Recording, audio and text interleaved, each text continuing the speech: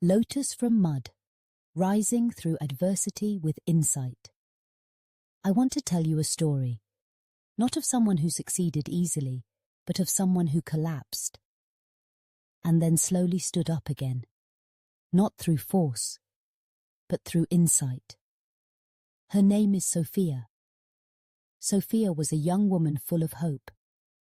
She graduated with honors, had her dream job, a seemingly solid long-term relationship, and a life plan drawn with confidence. But within a single year, everything slipped through her hands. She was laid off during a company downsizing. Her partner of 5 years left without warning, and her beloved grandmother passed away on a quiet July night. Sofia fell into darkness. Each morning felt like a battle. She felt hollow, and some days, even breathing felt exhausting. Why did everything fall apart at the same time? She asked herself that for months. She tried to escape, through new jobs, rebound relationships, mindlessly scrolling through her phone for hours just to numb the ache. But the more she ran, the more drained she became. The pain didn't disappear. It only waited for her to stop and listen. One afternoon, she stepped into a meditation class. Not because she was looking for healing. She simply didn't know where else to go. That session was simple. Just sit, close your eyes, and breathe. The teacher said, "The breath is the safest place to return to, no matter how chaotic the world outside may be." Sofia began to breathe.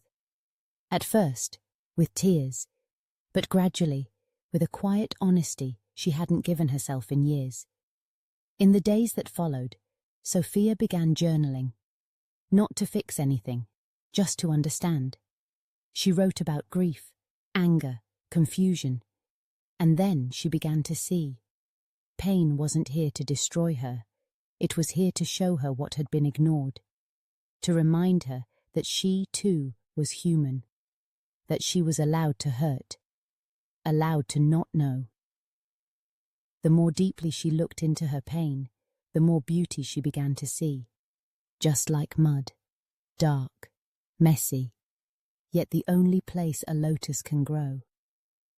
One day, while meditating beside a lotus pond, Sofia watched a single lotus bloom, radiant and still, rising from the depths of the murky water. And she realized, without mud, there is no lotus. Without those broken days, she wouldn't be sitting here now. Awake, present, grateful.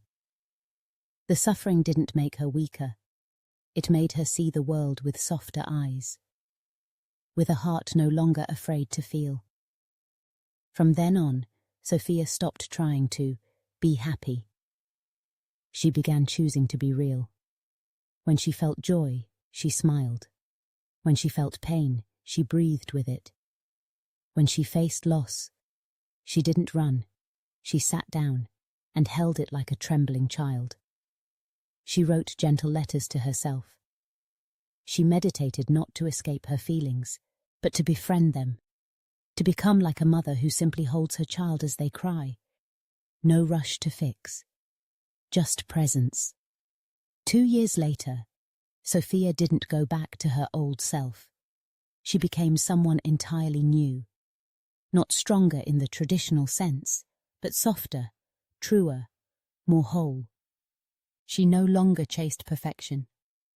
She chose depth. She lived with awareness, even through the bitter moments. And in one of her journal entries, she wrote, "Thank you, darkness, for teaching me how to create my own light." Dear friend, if you are now standing in the mud of your life, please don't force yourself to climb out too quickly. Pause, breathe, turn inward. It may be that in this very mud, a lotus is waiting to bloom. No one demands that it bloom today. No one rushes it. It only needs light and patience. just like you. Thank you for listening to this story, here on Mindful Sanctuary. If something in this story spoke to your heart, may you give yourself permission to slow down, to look into the dark without fear, and to trust that even from pain, something luminous can be born.